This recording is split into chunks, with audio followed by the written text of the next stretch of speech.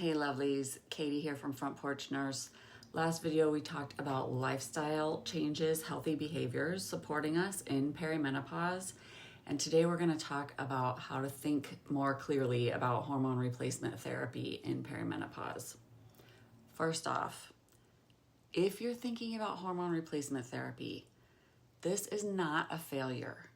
If you've made some changes in your lifestyle, your health habits, maybe your sleep is a little bit better, maybe you're trying to eat some more protein balanced meals, you're lifting a few weights, but you still don't really feel good, just take a second. You're not failing at your healthy behaviors, at your lifestyle change. It does not mean you didn't try hard enough. We have been told that story over and over. No, and it does not mean anything's wrong with you.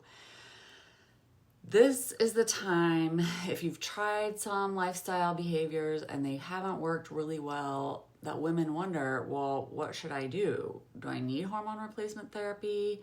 I thought I could help myself with this. It's okay. Let's just talk about how to approach this and think clearly about it, not out of fear or pressure, just out of what feels good for you. Lifestyle versus HRT, hormone replacement therapy, is not an either or. Lifestyle and hormone support go hand in hand. If you work on your lifestyle habits, your health habits, you work on stabilizing your nervous system, protecting your blood sugar, and building up some more muscle, that is awesome. It will only make hormone therapy work better if you choose to do that. Hormone therapy can also reduce those symptoms. It can support your brain, your bone, your metabolic health, and it can kind of lower that overall noise in your body, that drama that's going on. It does not mean, hormones do not mean that you failed at anything. It just means that you might need a little bit more support, okay?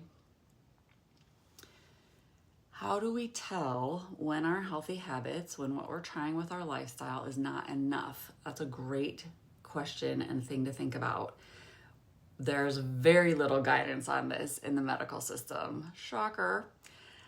Lifestyle changes usually take at least 8 to 12 weeks of consistency. So if you've done that and you still have severe sleep disruption between 2 and 4 a.m., hot flashes, night sweats affecting you every night, anxiety or a low mood, and brain fog that is almost painful, worsening joint pains, palpitations, all that is just information that your system is still a little unbalanced and you might need a little more support.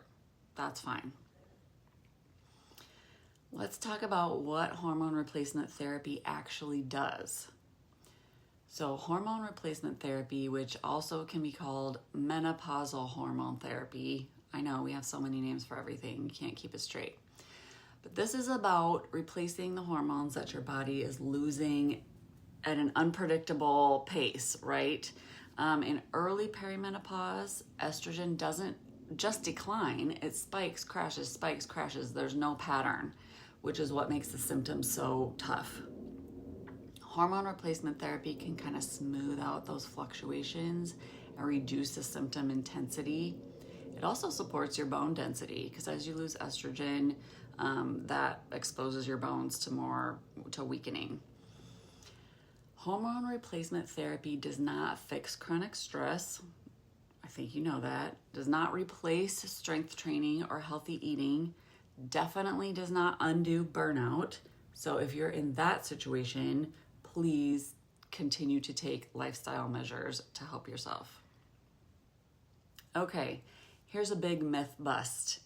I heard hormone replacement therapy is dangerous. It's so risky. It will give me cancer. All right, let's talk about that. That is fear, which is very real because we have been given the message since the early 2000s that hormone replacement therapy was bad and damaging.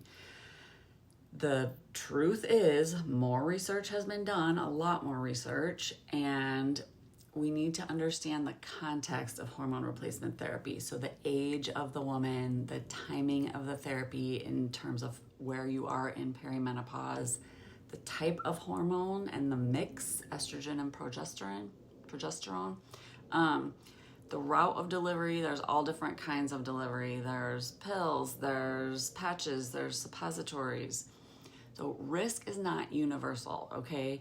Risk depends on the context, which means that the way that hormone therapy is formulated now are a lot of different doses, a lot of different mixes, and you need somebody who can help you find what works for you.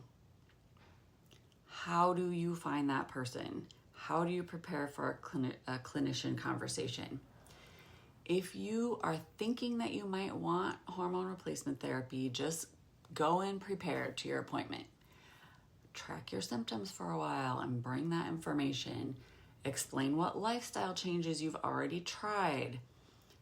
Tell them how the symptoms affect your quality of life. Sticking to the things that are data-driven will help.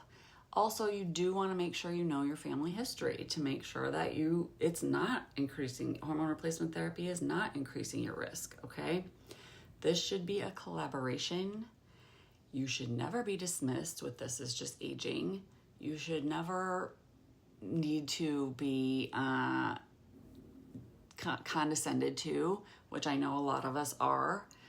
This is a biological, physiological process that is normal for people who have a uterus and ovaries.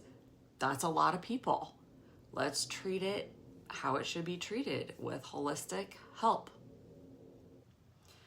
Now, there are some women who should be more cautious about hormone replacement therapy because of different family histories or different personal health histories, and that needs to be discussed with your provider for sure.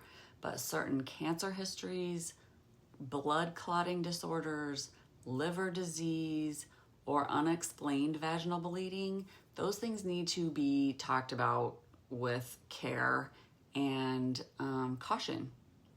It doesn't mean there are no options. It just means that the hormone replacement therapy needs to be really individualized to you.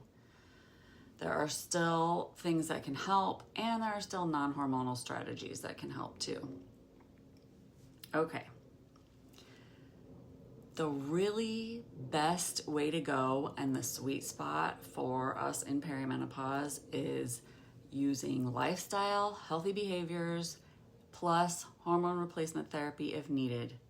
That is where women feel the best. The hormones do not replace strength training, physical activity, nervous system care, sleep, great eating. They do not replace that. But what they do is help these habits feel more doable, help stabilize our energy. Life doesn't feel quite so harsh. Sometimes hormones are just make it possible for you to do what you want to do and take care of yourself the way you want to take care of yourself. You are allowed to choose support. None of us gets extra credit for suffering, although we think that we do. Perimenopause is not a test of our toughness. It is biological. Again, it's very demanding on our body, and we're already living demanding lives. So if you want to protect your future health, stay functional and engaged, and just smooth out some of those edges, even after you've tried lifestyle changes, hormone replacement therapy might be the key for you. And that's awesome. Find the key for you. Feel as good as you can. You'll only get to do this life once, as far as we know. Okay, that is it about thinking about hormone replacement therapy.